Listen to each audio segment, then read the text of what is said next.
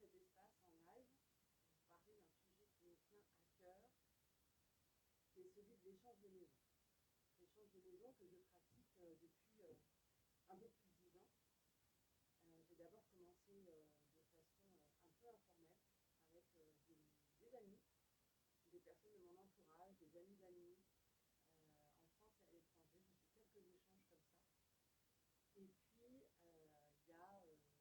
puis, il y a 10 ans maintenant, je me suis inscrite sur un site qui s'appelle Home Exchange, qui s'appelle Yes to Yes à l'époque. En fait, c'est parti du fait qu'il y a 10 ans, j'attendais mon deuxième enfant, notre deuxième enfant. On a décidé que j'allais prendre un congé parental. On est passé de 2 salaires à 1. Et on a fait les comptes ensemble avec mon compagnon pour voir un petit peu comment on allait s'organiser pour les mois et les années à venir. Et moi, j'ai dit, il y a un poste auquel on ne touche pas, c'est les week-ends, les vacances, les voyages. On part moins loin, on part moins longtemps, on part différemment, mais on ne touche pas à ce poste-là. Et j'avais donc commencé à faire des échanges avant. J'ai découvert le site Home Exchange et on s'est inscrit sur ce site d'échange de maison. Alors, comment ça fonctionne l'échange de maison? J'ai prévu ce soir en fait de vous parler déjà un petit peu de mon expérience et puis j'ai récolté un certain nombre de questions que vous m'avez envoyées en amont du live. Je vais y répondre et puis évidemment toutes celles qui se poseraient en plus ce soir. Donc le site Home Exchange, comment ça se passe? Il y a deux types d'échanges de maison. Il y a l'échange réciproque et l'échange non réciproque. Donc l'échange réciproque, c'est par exemple du 1er au 5 janvier, j'ai envie d'aller à Marseille.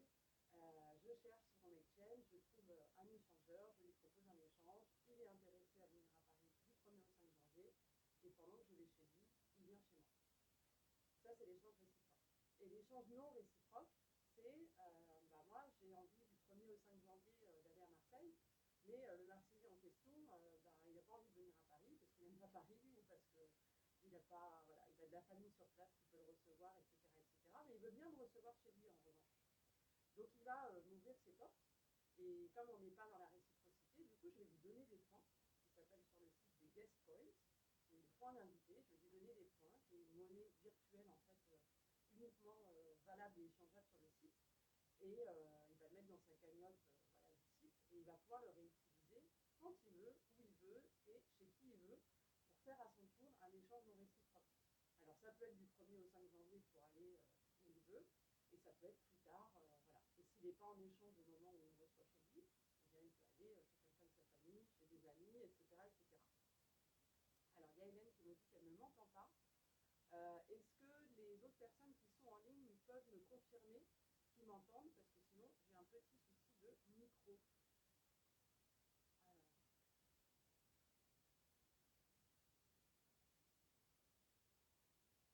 Est-ce qu'il y a d'autres personnes en ligne qui me confirment qu'ils m'entendent? Bon, je n'ai pas de retour. Bon, je vais continuer en espérant que vous m'entendez, les autres. Donc je disais qu'effectivement, voilà, échange réciproque, échange non réciproque, ça c'est les deux possibilités qu'offre le site Home Exchange.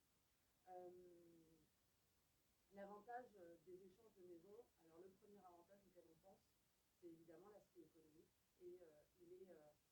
Ah mince, Alexa qui me dit qu'elle n'entend rien non plus.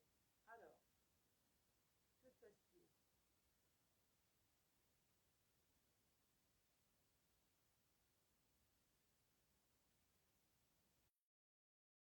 Qui est ouvert. Mathieu, est-ce que tu peux me confirmer que tu m'entends? Parce que j'ai deux autres personnes qui me disent qu'elles ne m'entendent pas. Justine également, est-ce que tu peux me confirmer que tu m'entends? Parce que j'ai deux autres personnes qui me signalent qu'elles n'ont pas le son. Est-ce que quand je parle, Mathieu et Justine, vous m'entendez?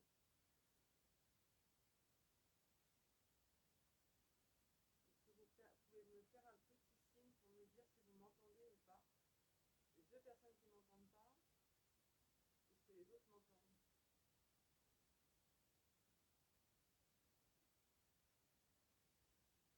C'est embêtant. Surtout que je ne sais pas quoi faire. J'ai mon micro qui est ouvert, donc je ne sais pas quoi faire.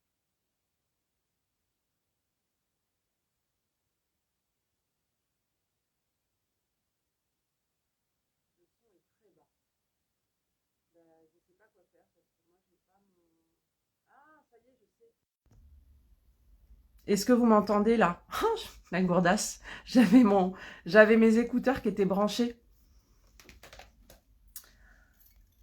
Là, vous m'entendez? Normalement, vous m'entendez mieux là. C'est bon?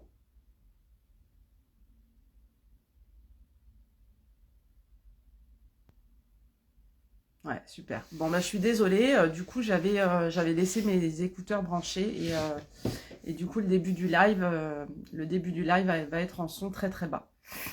Navré. Du coup, voilà, effectivement, ce que je disais, c'est qu'on pense à l'aspect économique, qui est évidemment, en général, la première motivation à aller sur l'échange de maison. Mais objectivement, si on se limite qu'à ça, on ne trouve pas beaucoup de plaisir à l'échange de maison, parce qu'il y a plein d'autres aspects, en fait, qui sont, pour moi, le fait de... En tout cas, moi, ceux pour lesquels j'aime l'échange de maison, c'est que ça porte un certain nombre de valeurs qui sont fortes dans mon cœur, qui sont les valeurs de partage, qui sont les valeurs de solidarité, qui du coup aussi j'inculque à mes enfants à travers ces échanges, qui sont celles de la confiance, qui sont celles de la liberté, parce que du coup pouvoir faire des échanges de maison sans cet aspect effectivement lourd financièrement que représentent les vacances et les week-ends font que je pars à peu près quand je veux en fait. La seule limitation que j'ai, c'est si on me propose un échange loin qui va me coûter cher, éventuellement je vais dire non. Mais sinon, nous on part quasiment à toutes les vacances en fait, petites vacances, grandes vacances, certains week-ends. On part dans toutes les configurations possibles. On part à 4, on part à 2, on part à 3, on invite des copains, on invite de la famille, si tant est que ça soit conclu avec l'échangeur et OK pour lui. Et puis, il y a pour moi cette valeur aussi un peu de l'effort, entre guillemets, c'est d'arriver à faire quelque chose qui effectivement est hyper plaisant, mais c'est pas arrivé en claquant des doigts en fait, parce que ça demande effectivement du boulot, d'aller trouver un échange de maison, de préparer sa maison, etc. etc. Mais moi, ce que j'y trouve par contre au bout surpasse les efforts que j'ai donnés. Et puis, il y a cet aspect écologique aussi dans les échanges de maison, plutôt que de voir pousser des trucs de partout, des complexes hôteliers, etc., etc., bah, c'est se servir de l'existant. Moi, je trouve un non-sens, en fait, maintenant, quand parfois j'ai personne chez moi, l'idée que j'ai mon appartement qui est vide pendant plusieurs semaines alors qu'il pourrait profiter à quelqu'un, j'en éprouve même un non-sens, en fait. Alors, j'ai évidemment beaucoup de plaisir à être reçue, et j'ai aussi énormément de plaisir à recevoir, en imaginant aussi ce que coûte à une famille un séjour à Paris, c'est hyper cher entre les transports, les sorties, les restos, etc., etc. Et je me dis, pouvoir manger à la maison plutôt que de manger au resto matin, midi et soir, ça va être hyper chouette pour eux. Les enfants, ils vont jouer avec les jouets de mes enfants. Les parents qui vont être crevés le soir, ils vont s'installer dans leur canapé, écouter la musique, découvrir les bouquins, etc., etc. Il y a plein de choses à découvrir aussi les uns chez les autres. Moi, j'ai découvert des films dans la DVD Tech d'échangeurs, j'ai découvert des auteurs. À notre tour, on a fait découvrir des choses à des gens qui sont venus chez nous. Il y a vraiment ce partage au sens très très large du terme. Voilà, notre maison, elle est tout le temps habitée aussi, quasiment tout le temps habitée. On échange les gardes d'animaux, donc nous, on a toujours quelqu'un du coup pour s'occuper de Ginette, notre petite chatte, pour arroser nos plantes, pour relever notre courrier. Enfin, ça aussi tout cet aspect-là. Alors, je me suis noté vos questions que j'ai déjà reçues. As-tu eu de mauvaises expériences? Alors, je voulais regarder avant de commencer le live, je sais plus à combien j'en suis, mais je dois être à peu près à 130 échanges. Donc, quand même pas mal de recul. Sur 130 échanges, j'ai eu des déceptions, ça oui, c'est arrivé. Des gens qui n'ont pas défait les draps alors qu'ils les ont trouvés effectivement propres en arrivant, des gens qui n'ont pas fait un ménage aussi minutieux que j'aurais aimé, etc., etc. Sur le moment, c'est pesant quand on rentre de vacances. Objectivement, ça s'oublie vite.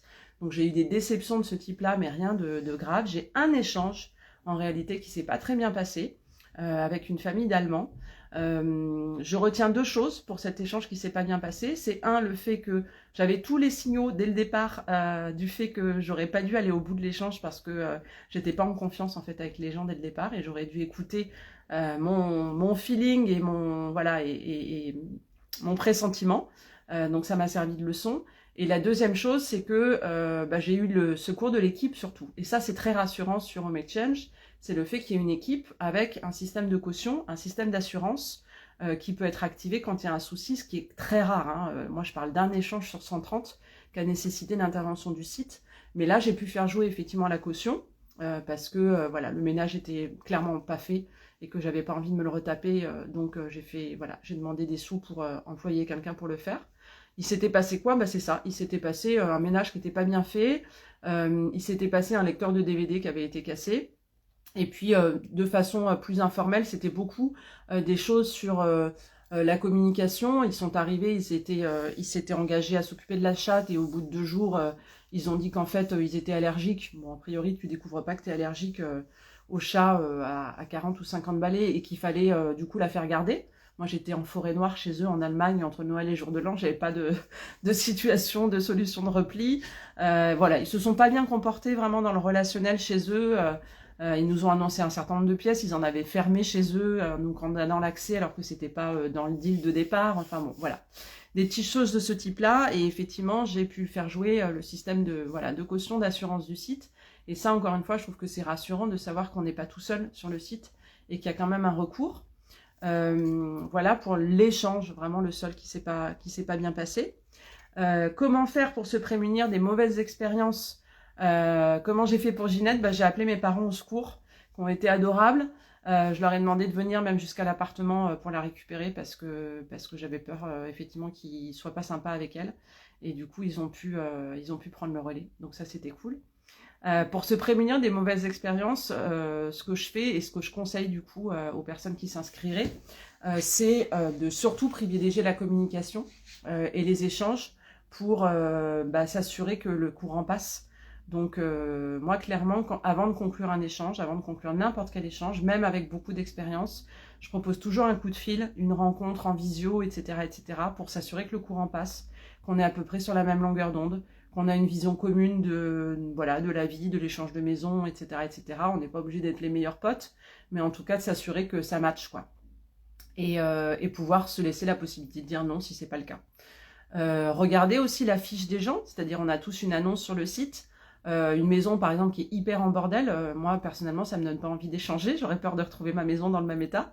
Des gens qui ont des mauvais commentaires, puisqu'il y a des commentaires et des notes qui permettent aussi de se rassurer, c'est pas très engageant, ça peut arriver une fois, mais quand il y a que ça, c'est pas très bon signe. Voilà, il y a des petites choses comme ça qui peuvent alerter et permettre de se prémunir de mauvaises expériences. J'ai eu la question, doit-on vider ses placards pour laisser de la place aux invités? Alors non, on ne vide pas toute sa maison et tous ses placards. Pour un week-end, moi je vide rien du tout, les gens ils restent avec leurs valises.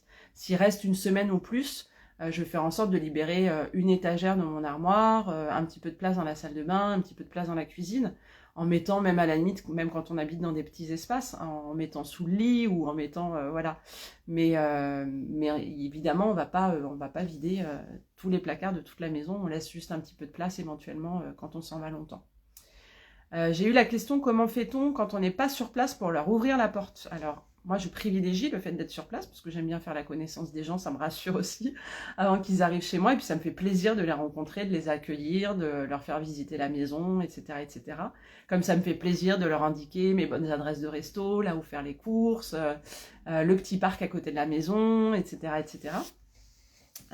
Sinon, si je peux pas le faire, j'ai une voisine à qui je peux demander le service de leur ouvrir. J'ai mes parents qui peuvent venir me porter secours, et puis j'ai un restaurant en bas de chez moi, j'ai une pharmacie pas très loin, donc je peux aussi laisser les clés chez un commerçant. Ça m'est arrivé d'envoyer les clés recommandées par la poste.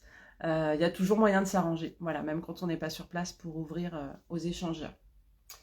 J'ai eu la question, quels sont tes meilleurs souvenirs en échange de maison? Alors là, j'en ai plein. Mais si je devais en citer quelques-uns, j'ai la première famille qui nous a reçus. C'était une famille qui avait fait une maison écologique, justement, de leurs mains, eux-mêmes, avec de la paille, de la terre et du bois. Et on a vécu en fonction de leur mode de vie pendant une semaine, avec des toilettes sèches, récupérateurs d'eau, voilà, en écolo 100%. Et ça a été très très chouette. C'est ça qui est chouette aussi dans les échanges de maison, c'est de découvrir une autre façon de vivre. J'ai un très chouette échange qui m'a marqué en Lozère. Le mec habitait dans un petit village et il y avait de la neige et il nous a sorti les vieilles combis de son fils, la luge, les après-ski, pour surtout, ils savaient qu'on n'allait jamais au ski en fait, et pour surtout qu'on n'ait rien à acheter pour un séjour court comme ça. Donc il s'est mis en quatre pour nous mettre tout à dispo et ça a été hyper appréciable. Et puis il y a une famille de Québécois chez qui on a été à Québec, adorable, adorable, qui est venue nous chercher à l'aéroport, qui nous a accueillis avec un super petit-déj chez eux qu'on a partagé. Ils nous ont prêté leur voiture pendant 3 semaines. Et ils avaient une maison secondaire dans laquelle ils allaient du coup pendant notre séjour au bord du lac Saint-Laurent et du fleuve Saint-Laurent, pardon. Et attends, je te réponds juste après, Mathieu. Au bord du fleuve Saint-Laurent, et ils nous ont invités pendant notre périple à venir passer quelques jours chez eux. Et le gars avait planté la tente dans le jardin pour les filles pour qu'elles dorment à la belle étoile, etc., etc. Et ça, c'est un truc qui moi aussi m'importe beaucoup dans les échanges de maisons, c'est qu'on rencontre voilà, énormément de gens très gentils, très généreux, et c'est hyper agréable et ça réconcilie en fait avec l'espèce humaine qui est parfois un peu désolante, hein. On est quand même souvent confronté à de l'égoïsme, de la violence, etc., etc. Il y en a aussi hein, sur Home Exchange, hein, c'est pas un autre monde, hein, mais en tout cas, voilà, il y a aussi beaucoup de gens qui sont juste dans la générosité, le partage, etc. Et c'est hyper agréable et hyper chouette. Mathieu, tu me dis, tu parles de la maison cabane dans la forêt pour la maison écolo. Je sais pas à quoi tu fais référence. En tout cas, c'était pas un truc maison cabane dans la forêt. C'était une maison dans le Maine-et-Loire, dans un petit village qu'ils avaient fait eux-mêmes. C'était pas cabane dans les arbres, en tout cas, si c'est ça auquel tu penses. Voilà. Comment fait-on? Ah oui, comment fait-on quand on n'a pas de solution de repli quand on voudrait accueillir nos hôtes? Ça restreint beaucoup les possibilités. Alors, pour reprendre mon exemple du 1er au 5 janvier, j'habite Marseille et je reçois Anaïs qui va venir en échange chez moi. J'ai plusieurs possibilités. Donc, soit je la reçois parce que j'ai moi-même un échange de prévu. Alors, en fait, ce que je fais, moi, avant d'indiquer une période de disponibilité sur mon calendrier, c'est qu'effectivement, je préfère m'assurer que je vais pouvoir partir ailleurs.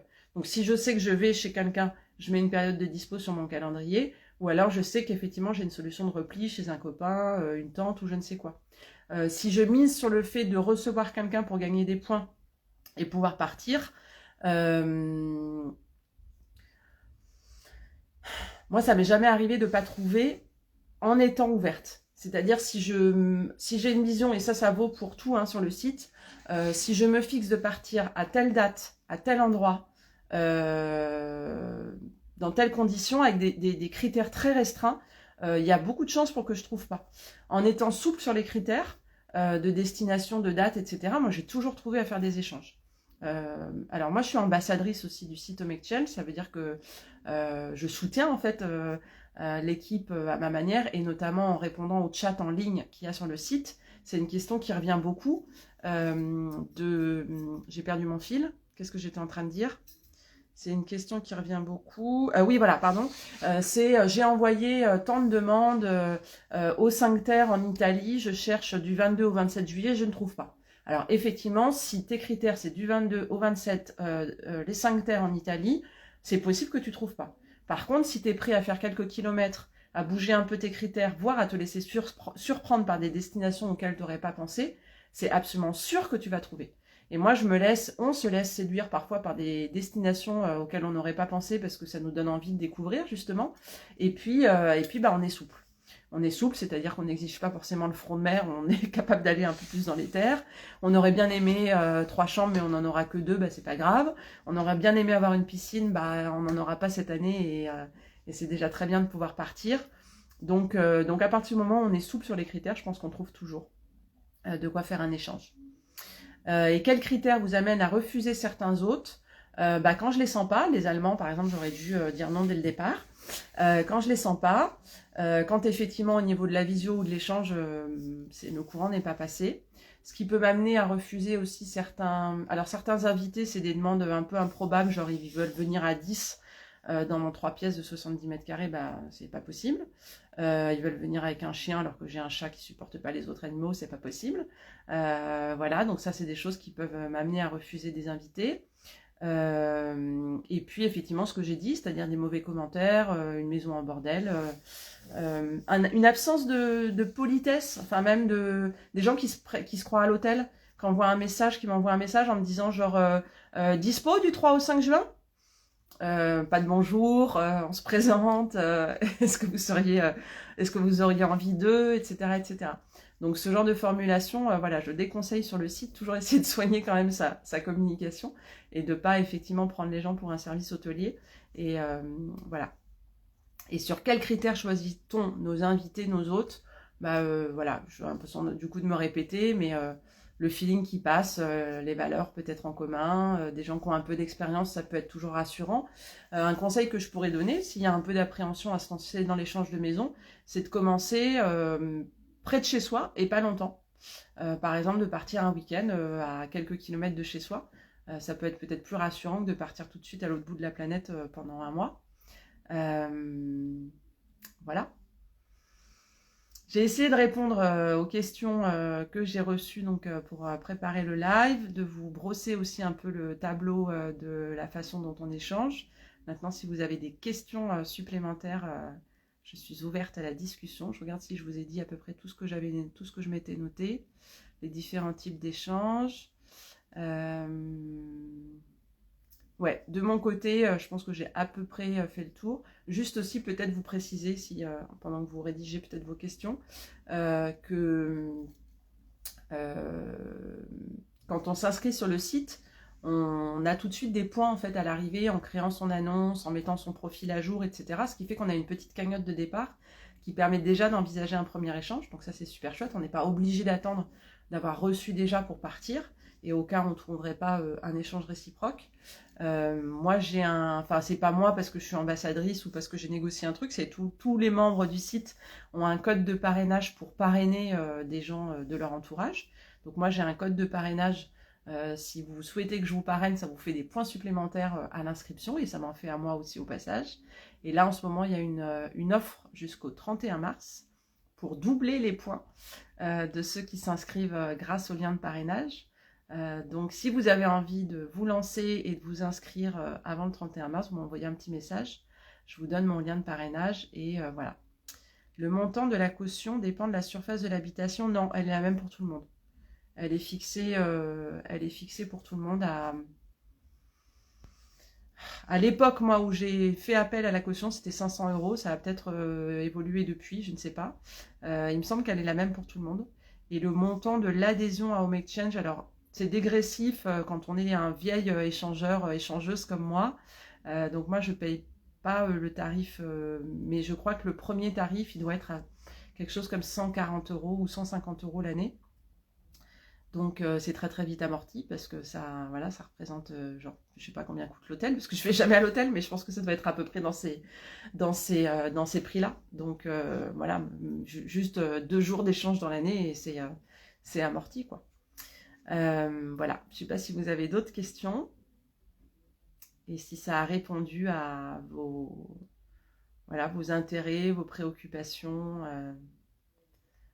Moi, je pourrais jamais le faire, en tout cas, pas avant longtemps, je suis trop bordélique. Alors moi, ce que j'aime aussi dans l'échange de maison, c'est que... Alors moi, je suis pas bordélique, je suis plutôt rangée et soigneuse.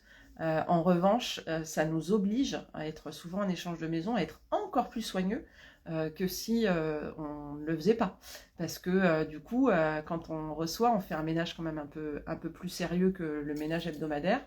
Donc on va même de temps en temps aller tirer la gazinière pour faire derrière, changer les joints de la salle de bain parce qu'au bout d'un moment ils sont vraiment crades, etc., etc. Et ça, je pense qu'on s'en contenterait si on était tout seul, mais de temps en temps on se fend de ce genre de contraintes effectivement pour recevoir les gens, voilà, genre laver les poubelles, laver le four, etc. Du coup, c'est quand même assez souvent nickel à la maison et ça c'est finalement agréable. Merci aux échangeurs. Est-ce qu'on est obligé d'avoir un appartement ou maison parfaite pour s'inscrire? Ah, super question. Ça, c'est une super question. Merci, Alexia. Non, on n'est absolument pas obligé. Voilà. Au contraire, en fait, c'est des vrais gens qui vivent dans des vraies maisons. Alors, il y a des gens qui sont un peu prout-prout sur le site. Il y en a, ou en tout cas, qui, sans être prout-prout, qui habitent dans des belles maisons, etc., etc., et qui veulent le confort à peu près équivalent. Mais la plupart des gens s'en fichent, s'en foutent. Tout ce qui leur importe, effectivement, c'est de pouvoir partir en vacances et en voyage. La seule chose, c'est que s'il y a vraiment des choses un peu... par exemple, des gens, moi j'ai déjà vu des gens me spécifier dans leurs annonces ou me spécifier en message, voilà, la maison est en travaux en ce moment, la peinture de l'escalier est pas finie, voilà, ils le précisent pour qu'il n'y ait pas de mauvaise surprise et qu'il n'y ait pas des gens après, effectivement, qui râlent en disant, ben moi j'étais pas au courant, les plaintes, elles n'ont pas été peintes, etc., etc. Donc on peut éventuellement préciser quand il y a des gros trucs comme ça, mais Alexia, tu es déjà venue chez moi à de nombreuses reprises. Tu sais que mon appartement n'est pas parfait. Ma cuisine devrait être faite depuis longtemps. J'ai des endroits où c'est pas... Voilà, non, on n'est pas obligé d'avoir une maison ou un appartement parfait. On n'est pas obligé d'être propriétaire, évidemment non plus. Moi, je suis pas propriétaire, je suis locataire. Ce n'est pas de la sous-location, donc ça n'a rien à voir avec Airbnb. Il n'y a pas d'échange d'argent, donc il n'y a rien d'illégal. De la même façon que je peux te laisser mon appartement, Alexia, pendant une semaine, et ben je vais le laisser à un échangeur pendant une semaine, il n'y a aucune différence. Donc il n'y a rien d'illégal. Et non, et surtout, effectivement, on n'est pas sur des maisons témoins. Et c'est important aussi peut-être de pouvoir le préciser quand on échange avec des gens, justement pour s'assurer que les gens n'aient pas non plus des exigences de malades. Là, par exemple, moi, je vais partir, prochain échange, ça y est, on a finalisé il y a quelques jours. On va partir pour le grand week-end de l'Ascension à Rouen. Et on va prendre un train très très tôt le matin, à 7 heures. Et justement, j'ai dit à la dame, voilà, le ménage sera fait de la veille au soir. Mais le lendemain matin, moi, en me levant si tôt, vous m'excuserez si effectivement, j'ai peut-être pas eu le temps de descendre la poubelle. Ou voilà. Et on s'est mis d'accord, l'une l'autre, sur le fait que, évidemment, ça serait rangé et propre. Mais par contre, il y aurait peut-être des petites finitudes, je sais pas comment on dit, bref, il y aurait peut-être une tasse qui sèche sur l'égouttoir, il y aurait peut-être des trucs imparfaits sur lesquels on pourrait redire parce qu'il sera très tôt. J'utilise jamais Airbnb, et ben écoute, je l'utilise extrêmement rarement quand j'ai besoin d'être à un lieu, à une date, et que je n'ai pas trouvé sur HomeExchange. Par exemple, il y a quelques années, ma tante a fêté je ne sais plus, 70 ans peut-être, en Italie. On a trouvé un échange à Florence. Ensuite, on a du coup continué notre périple et on a passé nos vacances un peu plus au sud. Et puis, on a voulu repasser une nuit à un moment donné pour couper la route quelque part. Voilà, c'était une nuit parce que c'était avant de prendre l'avion. On avait une date précise, on avait un lieu précis. J'ai pas trouvé sur HomeExchange, donc j'ai pris un Airbnb. Pour moi, le Airbnb, c'est vraiment un défaut en fait. Je vais tout faire pour trouver sur HomeExchange en étant la plus souple et la plus ouverte possible, quitte à changer de destination, changer de date, etc., etc. Et si vraiment j'ai un impératif, parce que j'ai un mariage, un machin, un anniversaire, etc., etc., et que j'ai pas trouvé, j'irai sur Airbnb. Voilà. Voilà. Est-ce que vous avez encore des questions, les amis? Merci en tout cas d'être là et pour votre participation. Et encore désolé pour le début du live. J'espère quand même que vous avez pu entendre ce que j'ai dit. Voilà, j'ai notamment expliqué les différences d'échanges entre les échanges réciproques ou les échanges non réciproques. Chez toi, jamais. Chez moi, j'utilise Airbnb? Ah bah non. Bah non, moi je suis locataire, donc je peux pas. Non, chez moi, non, j'ai pas le droit. Je suis locataire, donc ça revient de la sous-location. J'ai pas envie de me faire virer. Donc, non. J'ai même un mot en ce moment, justement, de mon bailleur dans l'entrée qui dit que pour les Jeux Olympiques, on va être très, très sollicité par des gens qui vont nous proposer de faire de la sous-location parce qu'il y a des gros sous à se faire. Et non. Et justement, moi, cet été, je reçois aussi une famille d'Américains chez moi pendant 10 jours, je crois. Et je suis hyper contente en fait parce que c'est des gens qui vont se payer déjà un billet d'avion qui va coûter super cher. Ils vont avoir beaucoup de frais ici. Ils viennent avec des enfants et l'idée effectivement de leur offrir un appartement confortable dans lequel ils vont pouvoir se poser, se reposer et pas trop dépenser de sous sur l'hébergement. Moi je suis ravie. Ils m'ont envoyé une petite vidéo tout à l'heure de leur fille parce qu'on n'avait pas pu faire la visio avec leur fille qui dormait. Qui se sont présentées en anglais pour raconter qu'elles faisaient du sport et tout. C'est hyper sympa, faut que j'y réponde d'ailleurs. J'ai pas pris le temps d'y répondre. Tu dirais que les destinations sont essentiellement en France ou aussi à l'étranger? Alors, j'ai plus les chiffres en tête. Le site est en majorité représenté en France. Les plus gros membres de HomeExchange sont les Français. Ensuite, il y a beaucoup l'Espagne, de mémoire. Espagne, Italie. Et après, il y en a un peu partout dans le monde, avec des pays qui sont beaucoup plus représentés que d'autres. Voilà, donc voilà, il y a des pays où tu trouves des échanges et d'autres pays où tu trouves pas. Nous, on est parti énormément, énormément en France. Et puis on est parti au Québec, on est parti en échange, hein, je parle. On est parti en Espagne, en Italie, en Allemagne, en Belgique, aux Pays-Bas, en Pologne. Voilà, il me semble que c'est à peu près tout. On est surtout parti en Europe. Mais je sais que j'ai beaucoup d'échangeurs, moi, qui partent beaucoup plus loin et qui trouvent aux États-Unis, qui trouvent en Amérique du Sud, etc., etc. Et ça dépend des pays, quoi. Il y a des pays qui sont plus ou moins représentés et où c'est plus ou moins facile. Voilà. Et Mathieu ne savait pas que j'étais locataire. Ouais, je suis locataire. Voilà.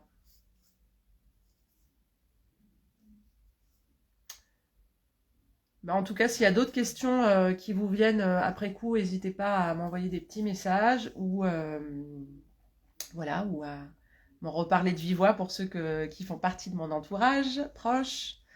N'est-ce pas, Alexia? Merci beaucoup à toi, Alexia, d'être là. Et il faut que tu te lances. Lance-toi, punaise. Ça va, ouais, c'est trop bien les échanges. Il faut que tu te lances. Lance-toi, lance-toi, lance-toi. Voilà, donc s'il y a des questions qui vous viennent après coup, n'hésitez pas à m'envoyer des petits messages. Et puis, si vous voulez le lien de parrainage, n'hésitez pas. Jusqu'au 31 mars, vous doublez vos points. Après, vous en avez quand même. Et puis voilà. Merci à vous. Gros bisous. Mais oui, bien sûr. On en reparle, Alexia. Allez, à bientôt. Ciao, je vous embrasse.